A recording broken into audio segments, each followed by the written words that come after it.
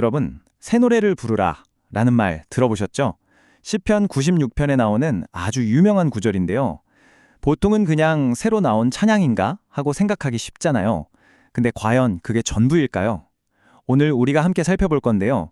이 익숙한 말 속에 사실 우리 삶을 통째로 바꿀 만한 정말 짚은 의미가 숨어 있다는 겁니다. 한번 같이 파헤쳐 보시죠. 자, 그래서 오늘은 크게 네 부분으로 나눠서 이 새 노래의 비밀을 한번 풀어볼 거예요. 첫 번째, 새 노래가 도대체 뭔지 그 진짜 의미를 알아볼 거고요. 두 번째, 그럼 이 노래는 누가 부르는 건지 합창단이 누군지 한번 볼 거고요. 세 번째는 와, 이게 진짜 핵심인데 이 노래가 입이 아니라 삶으로 부르는 거래요. 이게 무슨 뜻인지 알아볼 겁니다. 마지막으로 이 노래가 결국 어디를 향해 가는지 그 최종 목적지까지 같이 가보시죠. 좋습니다. 그럼 첫 번째 파트부터 시작해 볼까요? 새 노래란 무엇인가? 단순히 글자 그대로의 의미, 그걸 넘어서 성경이 진짜 말하고 싶은 게 뭔지 한번 들여다보겠습니다. 자, 여러분한테 한번 여쭤볼게요. 새 노래 하면 딱 뭐가 떠오르세요? 아마 갓 나온 따끈따끈한 최신곡? 아니면 새로운 차량? 대부분 그렇죠. 근데요, 시편이 말하는 새 노래가 정말 그런 뜻일까요? 우리가 흔히 하는 오해가 뭔지 한번 짚어보겠습니다. 자, 이 표를 보시면 딱 감이 오실 거예요. 우리가 보통 생각하는 거랑 원문이 말하는 의미가 와, 이렇게 다릅니다. 보세요. 최신곡? 아니에요. 오직 하나님께 드리는 노래래요. 인기 얻으려고? 아니죠. 하나님의 구원을 선포하는 노래입니다. 한 번 부르고 끝? 그것도 아니에요. 매일, 날마다 부르는 노래라는 겁니다. 그러니까 이건 일회성 이벤트 같은 게 아니라 매일매일의 고백이자 선포인 거죠. 와, 벌써부터 우리가 알던 새 노래랑은 차원이 다르죠? 이게 바로 시작점입니다. 야, 이 문장이 정말 멋지지 않나요?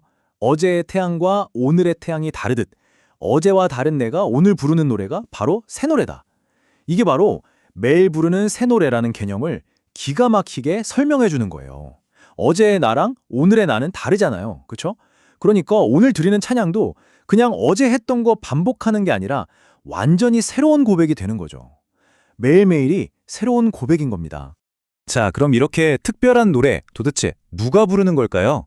이제 두 번째 파트로 넘어가 볼 텐데요.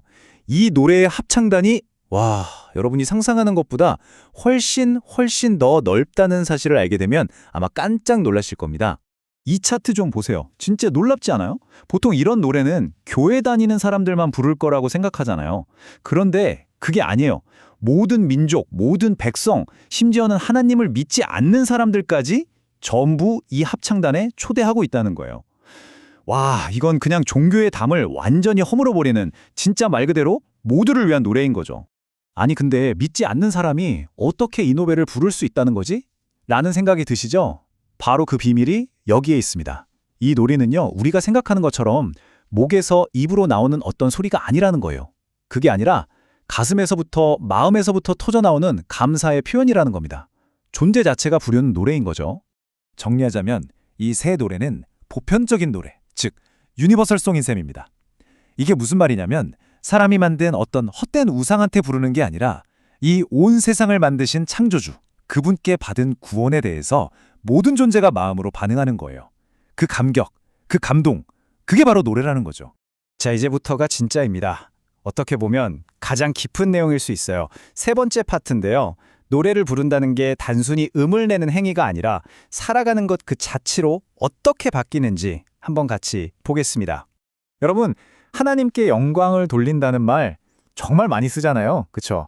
근데 가만히 생각해보면 그게 정확히 무슨 뜻일까요? 우리가 보통 어떻게 생각하는지 그 흔한 오해부터 한번 짚어볼게요.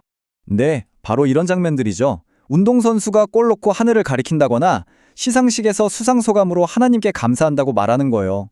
우리한테 정말 익숙한 모습이잖아요. 물론 이것 자체도 정말 귀하고 소중한 신앙 표현이죠. 그런데 원문이 말하는 영광을 돌린다는 것의 진짜 핵심은 이런 특별한 순간에만 국한되는 게 아니라는 겁니다. 바로 이겁니다. 진짜 핵심. 영광을 돌리는 건 무언가를 더하는 게 아니다. 이게 무슨 말이냐면요. 내가 이룬 뭔가 대단한 업적에다가 이 영광을 하나님께 하고 이름을 덧붙이는 게 아니라는 거예요. 그게 아니라 그냥 하나님이 나를 만드신 그 모습 그대로 그 존재 자체로 서서 하나님을 경배하는 것, 그 삶 자체가 바로 영광을 돌리는 거라는 거죠. 와, 정말 관점이 다르죠? 그렇다면 질문이 생기죠. 내 삶이 어떻게 노래가 될 수 있지? 여기에 대한 구체적인 방법 3단계를 제시합니다. 첫 번째는 하나님의 유일하심을 인정하는 거예요. 두 번째는 거룩한 옷을 입고, 즉 세상과는 좀 다른 구별된 삶을 사는 겁니다. 그리고 마지막 세 번째, 하나님 앞에 설 때 경외하는 마음, 일종의 거룩한 두려움을 갖는 것이죠. 여기서 말하는 두려움은요, 막 무서워서 벌벌 떠는 그런 공포가 아니에요. 뭐랄까, 압도적인 존재 앞에서 느끼는 깊은 존경심, 경외심 같은 거죠. 그래서 원문은 좀 강하게 이야기하는데, 하나님이 하나도 두렵지 않다? 그건 어쩌면 그분과 아무 관계가 없다는 뜻일 수 있고, 심지어는 뭐가 죄인지도 모르는 상태일 수 있다는 거예요. 정말 생각해 볼 만한 아주 도전적인 메시지죠.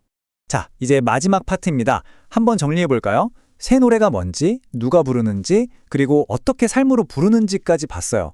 그럼 이 노래는 도대체 어디로 향하는 걸까요? 그 종착점이 어딜까요? 좀 놀라실 수도 있는데 그 목적지가 바로 하나님의 심판과 아주 깊은 관련이 있습니다. 이 내용을 보면 신앙을 가진 사람들이 세상 살면서 겪는 어떤 딜레마가 딱 느껴져요. 한번 보세요. 세상은 거짓말에 너무 잘해서 너무 능숙해서 되게 매력적으로 보인다는 거예요. 그런데 반대로 교회는 진실을 말하는데 너무 서툴러서 매력이 없어 보일 때가 있다는 거죠. 어떠세요? 혹시 이런 비슷한 감정 한번 좀 느껴보신 적 없으신가요? 진실한데 서툴러서 답답하고 거짓인데 능숙해서 자꾸 끌리고 이런 세상 속에서 우리가 어떻게 해야 할까요? 이 딜레마에 대한 답이 바로 이겁니다. 걱정하지 마라. 왜냐? 이 모든 엉킨 것들을 결국 풀어주실 분이 오신다는 거예요. 모든 걸 완벽한 정의와 진리로 바로 세우실 하나님이 오시기 때문이라는 거죠.